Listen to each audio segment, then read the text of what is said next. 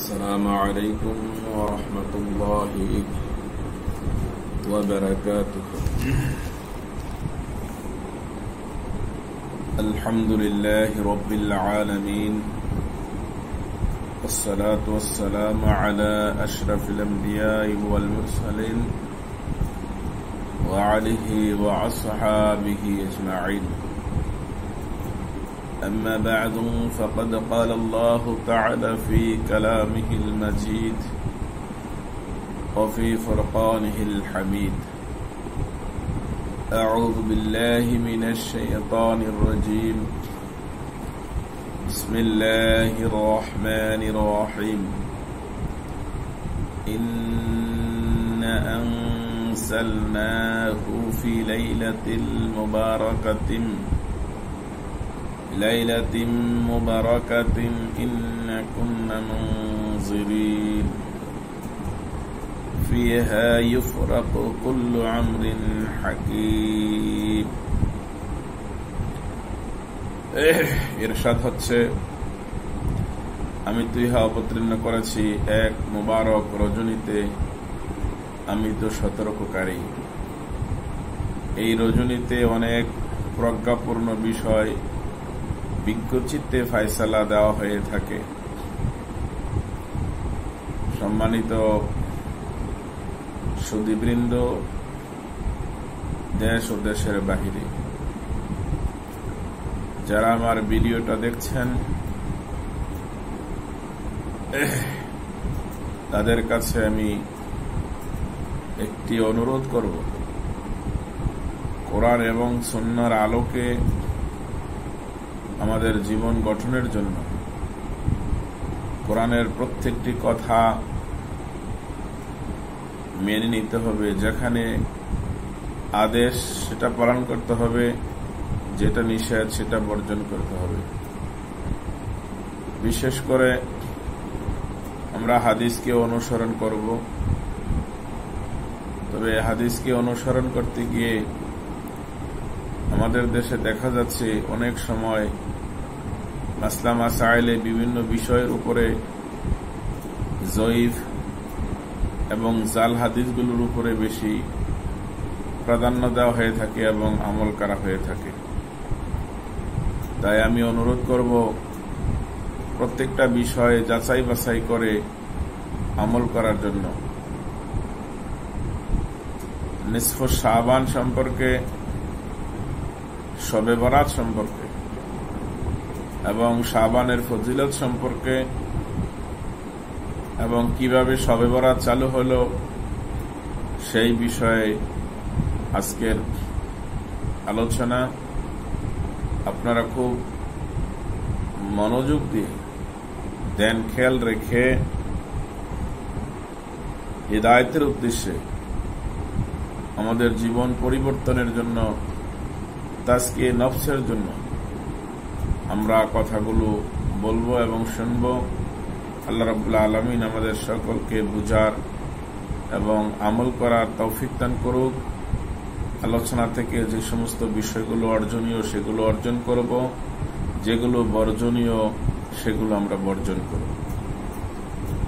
আল্লাহ রাব্বুল আলামিন সূরা দুখানের 3 এবং 4 নম্বর আয়াতে আমাদেরকে যে ব্রিফিং দিয়েছেন, আমাদের যে হিদায়াত দিয়েছেন, সেই হিদায়াত সম্পর্কে আল্লাহ রাব্বুল আলামিন সূরা বাকারার 185 নম্বর আয়াতে আল্লাহ রাব্বুল আলামিন বলেছেন, শাহরু রমাদানাল্লাযী উনজিলা ফীহিল কুরআন হুদাল লিন-নাসি ওয়া বাইয়িনাতিন মিনাল হুদা ওয়াল ফুরকান। আল্লাহ রাব্বুল আলামিন সূরা দুখানের আয়াতকে পরিপূর্ণ করার জন্য, এই আয়াতদ্বয়কে, এই আল্লাহর এই দুইটি আয়াতকে পরিপূর্ণতার রূপ দানের জন্য আল্লাহ রাব্বুল আলামিন সূরা বাকারার 185 নম্বর আয়াত দিয়ে আল্লাহ সমর্থন করে দিলেন যে ওই মুবারকপূর্ণ রজনীতে আল্লাহ রাব্বুল আলামিন কোরআনে কারীম নাজিল করেছিলেন এই জন্য যে হুদাল লিন-নাস, মানুষের হিদায়াতের জন্য, ও বাইয়িনাতিন মিনাল হুদা ওয়াল ফুরকান, বাইয়িনাত এই জন্য দিয়েছিলেন যে মানুষ তার জীবন চলার পথে এই বাইয়িনাত দিয়ে, সংবিধান দিয়ে তার জীবন পরিচালনা করবে এবং সত্য মিথ্যার পার্থক্য কোরআন। কিন্তু অত্যন্ত দুঃখজনক হলো সত্য যে আজকে আমরা এমন একটা বিভ্রান্তে আছি, কোরআনে নেই, হাদিসে নেই, এই সমস্ত বিষয়গুলো নিয়ে আমরা অনেক তর্কে বিতর্কে জড়িয়ে পড়ি এবং একজনের বিরুদ্ধে আরেকজনের ফতোয়া দিয়েই যেতেই থাকি, অথচ আমরা কোরআন হাদিস গবেষণা করার সুযোগ হয় না। যারা এই কথাবার্তা মিডিয়াতে বলা হয়, যারা এই দাঈল আল্লাহর কাজ করে, আসলে অনেকগুলো দেখা যায় মানে গতানুগতিকভাবে আলোচনা করে যাচ্ছে। কোরআন এবং হাদিস থেকে গবেষণা না থাকার কারণে আজকে আমাদের এই জাতি বিভ্রান্তের ধারপ্রান্তরে এবং বেদাতের মহড়াকে বাস্তবায়ন করার জন্য আমরা বদ্ধপরিকর হয়ে আছি। তাহলে আসুন নিসফ শাবান সম্পর্কে কোরআন এবং হাদিসে যে সমস্ত দলিলগুলো পেশ করা হয়, সূরা দুখানের আয়াত দুইটাকে শবে বরাত নিয়ে অনেকেই উপস্থাপন করেছেন। অত্যন্ত দুঃখজনক যে এখানে শবে বরাত তো দূরের কথা, শাবান তো দূরের কথা, একটি শব্দ উল্লেখ নাই শাবান মাসের, অথচ নিসফ শাবান সম্পর্ক কোনো কথা নাই। অথচ আমাদের দেশের বড় বড় আলেমরা, বড় বড় মুহাদ্দিসরা, মুফাসসিররা এই আয়াত দুইটাকে শবে বরাতের আয়াত নিয়ে লাগাই দিয়েছেন। অত্যন্ত দুঃখজনক। আসলে গবেষণা না থাকার কারণে, চিন্তা চেতনা না থাকার কারণে আসলে আমরা এই কথাগুলো বলে ফেলছি। এখানে শাবান মাসের ফজিলত সম্পর্কে আল্লাহ রাসূল সাল্লাল্লাহু আলাইহি সাল্লাম নাসাই শরীফের একটি হাদিসে উদ্ধৃতি করেছেন। قال رسول الله صلى الله عليه وسلم وهو شهر ترفع فيه العمل إلى رب العالمين فأحب أن يرفع عملي وأنا صائم। আল্লাহ রাসূল সাল্লাল্লাহু আলাইহি ওয়াসাল্লাম বলেন, এই মাসে রব্বুল আলামিনের কাছে মানুষের কর্ম উঠানো হয়, আর আমি ভালোবাসি যে আমার রোজা রাখা অবস্থায় আমার আমল উঠানো হোক। আল্লাহ রাসূল সাল্লাল্লাহু আলাইহি ওয়াসাল্লাম এই হাদিস দিয়ে প্রমাণ করে দিয়েছেন যে রাসূল সাল্লাল্লাহু আলাইহি সাল্লাম বলেছেন যে রমজান আসার আগেই আল্লাহ রাসূল সাল্লাল্লাহু আলাইহি সাল্লাম শাবান মাসের রোজাগুলোর গুরুত্ব দিয়েছেন। আল্লাহ রাসূল রোজা রেখেছেন। কিন্তু অত্যন্ত দুঃখজনক হলো সত্য যে রাসূলের এই সুন্নতকে আমরা পরিহার করি শবে বরাতের নামে আমরা যা করছি সেগুলো মুহাদ্দিসিন কিরাম, মুফাসসিরিন কিরাম যারা যেইভাবে বলেছেন, রাসূলের হাদিস যেগুলো বর্ণনা করা হয়েছে, তিরমিজি শরীফের একটি হাদিস, অনেক মুহাদ্দিসিন কিরাম সেই হাদিসটাকে জাল হাদিস, জাইফ হাদিস বলে আখ্যায়িত করেছেন। কেননা যিনি হাদিস বর্ণনা করেছেন মুহাদ্দিসিন কিরাম তাকে মিথ্যাবাদী বলে প্রমাণ করেছেন, তিনি জাল হাদিসের রচনাকারী ছিলেন। এই জন্য আল্লাহ রাসূল সাল্লাল্লাহু আলাইহি সাল্লাম বলছেন, যে ব্যক্তি ইচ্ছাকৃতভাবে আমার পক্ষ থেকে মিথ্যা কিছু সৎ উদ্দেশ্য হোক অসৎ উদ্দেশ্য হোক, যখন কেউ আমি যা বলি না তা যদি কেউ বলে বেড়ায় যে আমি বলেছি, তাহলে তার স্থান যেন জাহান্নামে করে নিল, তার চিরস্থায়ীভাবে তার স্থান জাহান্নাম করে নিল। অত্যন্ত ভয়ানক। বুখারী এবং মুসলিমের হাদিস। আল্লাহ রাসূল সাল্লাল্লাহু আলাইহি ওয়াসাল্লাম বলেছেন, কেউ যাতে আমার মিথ্যায় প্রতিপন্ন করে যাতে কেউ হাদিস বর্ণনা করে। অথচ অত্যন্ত দুঃখজনক দেখা যাচ্ছে যে অনেক সময় আমাদের আমলের ক্ষেত্রে গেলে অনেক জাল হাদিস, দুর্বল হাদিসগুলো আমরা গ্রহণ করি, অথচ সহিহ হাদিসগুলো আমরা গ্রহণ করতে পারছি না। তাহলে আসুন, যেখানে কোরআন শরীফের কোথাও শবে বরাতের কথা উল্লেখ নেই এবং শাবান মাসের কথা হাদিস শরীফে ফজিলতের কথা এসেছে, কিন্তু সেখানে নিসফ শাবান দিয়ে আমরা কি করছি এবং কবে থেকে এইটা শবে বরাতের আকার ধারণ করলো সেই ব্যাপারে আমরা একটু সংক্ষিপ্ত আকারে জেনে নেই। প্রথম, সেটা হলো সামদেশের সিরিয়ায় অবস্থানরত কিছু তাবিঈ, যেমন খালিদ বিন মাফআন, মাফহুল, লোকমান বিন আমির, তারা এই রাত্রিকে সম্মান করত এবং ইবাদতের মধ্যে জীবনযাপন করত। এদের দেখা দেখি অনেকেই ইহা গ্রহণ করে। এর ফলে ইহুদিরা জাল হাদিস তৈরি করে ইবাদতের নামে বেদাত চালু করে দেয়। ইবনে হাফুল খুল্লাল সর্বপ্রথম চালু করেন ইবনে আবিল হুমায়রা নামক এক ব্যক্তি, আর উহা চালু হয় 448 হিজরিতে। তিনি খুব মিষ্টিভাষী ছিল। একে একে তার দলে আসতে আসতে এমনকি বড় বড় আলেমরাও তার দলের পাল্লায় পড়ে যায় এবং তারাও এই শবে বরাত নামের অনুষ্ঠান শুরু করে দেয়, যাকে কোরআন হাদিসের কোথাও এই শব্দের কোনো সম্পর্ক নেই। রাসূলুল্লাহ সাল্লাল্লাহু আলাইহি সাল্লামের সুন্নত হল শাবান মাসে রোজা রাখা, কিন্তু রাসূলের সুন্নতের বিপরীত তারা নিসফ শাবান নামাজ, হালুয়া, রুটি ইত্যাদি যুক্ত করে নিসফ শাবানকে শবে বরাতের রূপ দিয়ে বেদাতি আমল তৈরি করে দিয়েছে। অত্যন্ত দুঃখজনক হলো সত্য যে আজকে যেই লোকগুলো সারা বছর নামাজ পড়ে না, সারা বছর রোজা রাখে না, সারা বছর সুদের সাথে জড়িত, ঘুষের সাথে জড়িত, যেই লোকগুলো পরের হক নষ্ট করে, যেই লোকগুলো আল্লাহর হক নষ্ট করে, যেই লোকগুলো মানুষের অধিকার হরণ করে, এই সমস্ত লোকগুলো সাধারণ মানুষ থেকে শুরু করে বড় বড় দায়িত্বশীল পর্যন্ত, আমির ওমরা, মন্ত্রী, এমপি, প্রেসিডেন্ট পর্যন্ত যারা সারা জীবন মানুষের উপরে জুলুম করে, এই লোকগুলো শবে বরাত উপলক্ষে মনে করে যে আমার গুনাহগুলো আমি মাফ করায় নেব, আজকের ইবাদত করলে আমার জীবনের সমস্ত গুনাহ মাফ হয়ে যাবে। এই ভ্রান্ত আকীদা নিয়ে আমাদের এই মুসলমানগুলো আজকে বসে আছে যে কখন শবে বরাত আসবে আর রাত্রে ইবাদত করে হাদিয়া তোফা দিয়ে আল্লাহর কাছ থেকে মাফ করে ক্ষমা চেয়ে নেব। অত্যন্ত দুঃখজনক। আসলে এই বিভ্রান্তিমূলক আকীদার কারণে, ভ্রান্ত আকীদার কারণে আজকে মুসলমান নামাজ রোজা ছেড়ে দিয়েছে। আশা করছে একটি রাত্র যদি পেয়ে যাই আর এই রাত্রে যদি ইবাদত করতে পারি আমার জীবনের সমস্ত গুনাহ মাফ হয়ে যাবে। অত্যন্ত দুঃখজনক।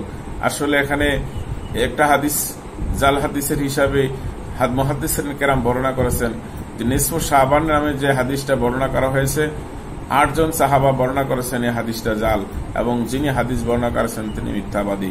অথচ বুখারী মুসলিম শরীফের একটি হাদিসে আল্লাহ রাসূল সাল্লাল্লাহু আলাইহি সাল্লাম পরিষ্কার ভাষায় বলেছেন, ক্বালা রাসূলুল্লাহ সাল্লাল্লাহু আলাইহি সাল্লাম ইয়ানজুলুল্লাহু ইলাস সামাঈদ দুনিয়া কুল্লা লাইলাতিন। আল্লাহ রাসূল সাল্লাল্লাহু আলাইহি সাল্লাম বলেছেন, আল্লাহ রাব্বুল আলামিন বলেন সমস্ত রজনীতে, কুল্লু লাইলাতিন, প্রত্যেক রজনীতে আল্লাহ রাব্বুল আলামিন দুনিয়ার আসমানে নেমে আসেন। হিনা ইয়ামদিহি সুলুসুল লাইলি ওয়াল আউয়ালু ফায়াকুলু ইন আনাল মালিক আনাল মালিক।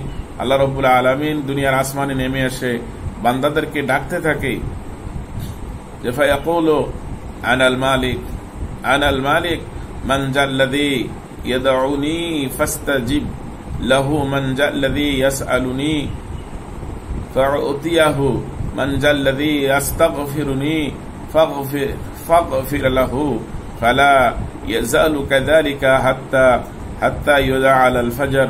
আল্লাহ রাব্বুল আলামিনের হাবিব বলেছেন, আল্লাহ রাব্বুল আলামিন দুনিয়ার আসমানে নেমে এসে বান্দাদেরকে ডাকতে থাকেন আর বলতে থাকেন যে প্রথম আসমানে নেমে এসে আল্লাহ রাব্বুল আলামিন বলতে থাকেন, এই আমি রাজাদিরাজ, আমাকে ডাকো, কেউ আমার ডাকার কেউ আছে কি, আমি তার ডাকের সাড়া দেব।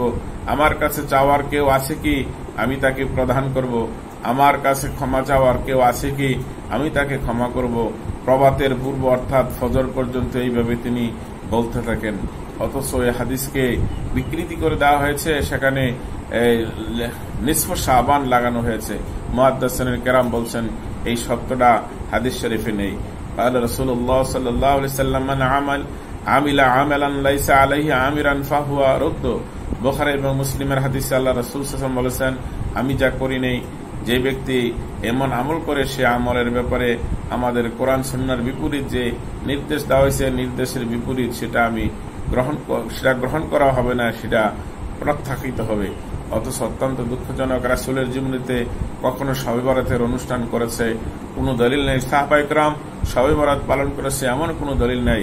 তাহলে বোঝা গেল সাহাবার পরে তাবি এসে 448 হিজরিতে এসে শবে বরাত চালু করেছেন, আর সেটা আমরা এমন ভাবে আঁকড়ি ধরেছি যে ফরজ নামাজ পড়ছি না, ফজরে জামাতে অংশগ্রহণ করছি না, 5 ওয়াক্ত ফজর সালাত আদায় করছি না, অথচ শবে বরাতের নামাজের জন্য আমরা পেরেশান হয়ে যাই, সারা রাত জেগে থাকি, জিলাপি খাই, মিষ্টি খাই, হালুয়া খাই, অথচ সকালবেলা ফজরের নামাজ আমাদের মধ্যে নাই, অত্যন্ত দুঃখজনক।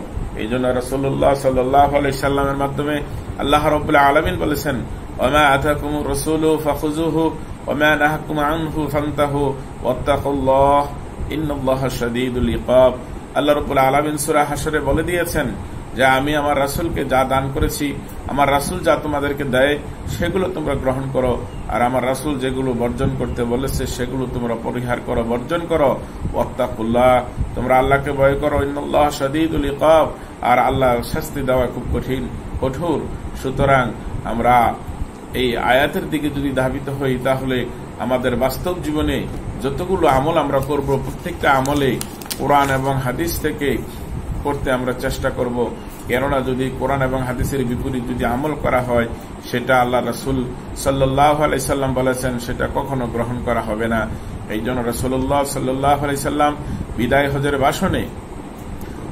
হজের ভাষণে সোয়া লক্ষ সাহাবাদের সামনে আল্লাহ রাসূল সাল্লাল্লাহু আলাইহি সাল্লাম বলেছিলেন, قال رسول الله صلى الله عليه وسلم تركت فيكم امرين لن تضلوا ما تمسكتم بهما كتاب الله وسنة رسول। বিদায় হজের ভাষণে আল্লাহ রাসূল সাল্লাল্লাহু আলাইহি সাল্লাম বলেছিলেন যে আমি চলে যাবার পর দুটি জিনিস তোমাদের কাছে রেখে যাব, সেই দুইটা জিনিস যদি তোমরা আঁকড়ে ধরতে পারো, সেই দুইটা জিনিস যদি তোমরা আমল করতে পারো, কখনো তোমরা পথভ্রষ্ট হবে না। অত্যন্ত দুঃখজনক হল সত্য যে আজকে আমরা সেই দুটি জিনিসে ভুলে গেছি। না আমরা কোরআন পড়তে পারি, না হাদিস পড়তে পারি, না সেটা সত্যতা যাচাই বাছাই করতে পারি। অথচ আমরা দুইটা জিনিস ছেড়ে দিয়ে কেউ পীরকে অনুসরণ করছি, কেউ বাবাকে অনুসরণ করছি, কেউ খাজাকে অনুসরণ করছি, কেউ বিভিন্ন দরবারকে আমরা অনুসরণ করেছি, কেউ রাজনীতির নেতাদেরকে অনুসরণ করছি। এমনি করে আমরা বিভিন্নভাবে বিভক্ত হয়ে গিয়ে আমরা কোরআন সুন্নাহকে ভুলে গিয়েছি, যার জন্য ইহুদির চক্রান্ত আমাদের গাড়ে চেপে বসেছে। এবং যে সমস্ত জিনিসগুলো শরীয়তে ঢুকাইলে পরে মুসলমানের ঈমান আকীদা নষ্ট হয়ে যায়, আমল নষ্ট হয়ে যায়, সেই বিষয়গুলো ঢুকাই দিয়ে আমাদেরকে বিভক্ত করে দেওয়া হয়েছে। এই জন্য আল্লাহ রাসূল সাল্লাল্লাহু আলাইহি সাল্লাম বলেছিলেন, আমি দুইটা জিনিস তোমাদের কাছে রেখে গেলাম, এই দুটি জিনিস যদি তোমরা ধরে রাখতে পারো, এই দুটি জিনিস যদি তোমরা আমল করতে পারো, তাহলে তোমরা কখনো পথভ্রষ্ট হবে না। অত্যন্ত দুঃখজনক হল সত্য যে আমরা কোরআনের আমলও ছেড়ে দিয়েছি, হাদিসের আমলও ছেড়ে দিয়েছি।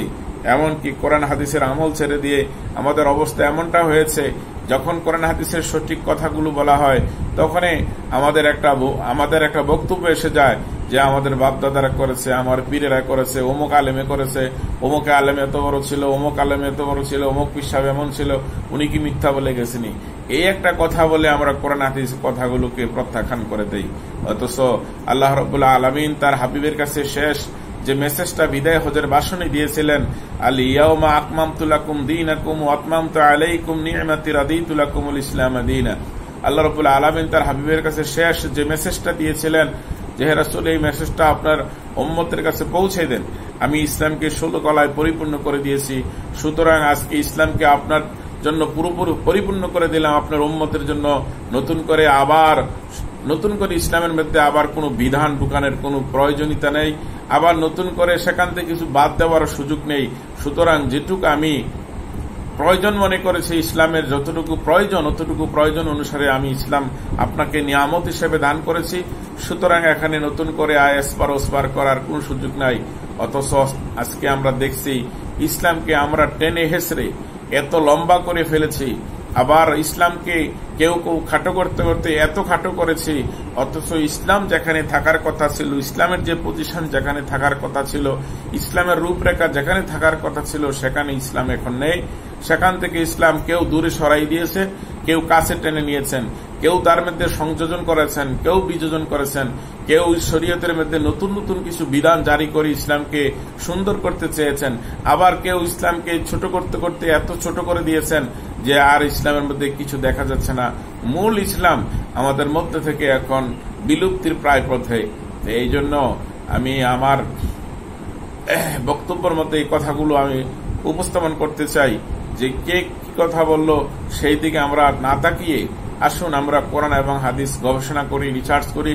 আল্লাহ এবং আল্লাহ রাসূল আমাদের জন্য কি পথ নির্দেশনা দিয়েছেন, আল্লাহ এবং আল্লাহ রাসূল আমাদের জন্য কি বক্তব্য রেখেছেন, সেই বক্তব্যগুলো আমরা হৃদয়ঙ্গম করি এবং অন্তর দিয়ে বোঝার চেষ্টা করি, আমলের সাথে বাস্তবতার সাথে আমরা আমল করতে চেষ্টা করি। কার কান কথায় না শুনে কারোর পিছনে না দৌড়িয়ে, অন্ধভাবে না দৌড়িয়ে আমরা আসুন না কোরআন এবং রাসূলের হাদিসগুলো সংগ্রহ করে আমরা পড়তে চেষ্টা করি সেখানে কি বলা হয়েছে। অথচ যেখানে কোন কিছু বক্তব্য নাই, কোরআন এবং সুন্নাহর পিছনে কোনো বক্তব্য নাই, এই বিষয়গুলোর পিছনে আমরা না দৌড়িয়ে যেখানে কোরআন হাদিসের বক্তব্য আছে সেগুলো আমল করার তৌফিক আমাদের আল্লাহর কাছে কামনা করি। আমরা সেই বিষয়গুলোর উপরে ঐক্যবদ্ধ হই, যা আমরা আল্লাহ রাসূলের সেই বিদায় হজের ভাষণের কথার উপরে আমরা ঐক্যবদ্ধ হই। তারাকতু ফিকুম আমরা ইল্লান তাদিল্লু মা তামাসসাকতুম বিহি মা কিতাবাল্লাহি ওয়া সুন্নাত রাসূল, এই হাদিসের উপরে আমরা যদি আমল করি, এই আল্লাহর কালামের কথার উপরে যদি আমরা আমল করি, তাহলে আমরা পথভ্রষ্ট হব না। আসুন আমরা সকলে দ্বীনের সঠিক বুঝ অর্জনের জন্য কোরআন এবং সুন্নাহ রিসার্চ করি, গবেষণা করি, সেখান থেকে যে হক কথাগুলো, সত্য কথাগুলো আমরা পাবো সেগুলো আমল করতে চেষ্টা করি। আর যেগুলো বাতিল কথা, কোরআন হাদিসের সাথে সাংঘর্ষিক যে বিষয়গুলো আছে সেই বিষয়গুলো আমরা এড়িয়ে চলতে চেষ্টা করি। আমরা শাবান মাসে বেশি বেশি রোজা রাখবো। আল্লাহ রাসূল সাল্লাল্লাহু আলাইহি সাল্লাম শাবান মাসে রোজা রেখেছেন, এমনকি পুরা মাসেও রোজা রেখেছেন, এমনও হাদিসে এসেছে। এমনকি রাসূলুল্লাহ সাল্লাল্লাহু আলাইহি সাল্লাম জীবনের শেষ মুহূর্তে পুরা শাবান মাসে রোজা রেখেছেন। তাহলে রাসূলের সুন্নাত হিসাবে আমরা শাবান মাসের রোজাগুলো বেশি বেশি পালন করতে চেষ্টা করি। এবং যেহেতু এই মাসে নির্দিষ্ট করে কোনো নামাজের কোনো ব্যবস্থা নেই, অথচ আমরা নামাজ ব্যবস্থা করেছি 40 ওয়াক্ত, কেউ 100 ওয়াক্ত, কেউ 50 ওয়াক্ত রাকাত, এমনি করে আমরা নামাজ তৈরি করছি। আসলে এগুলো আমরা নামাজ তৈরি করছি নিজেরাই তৈরি করে নিচ্ছি।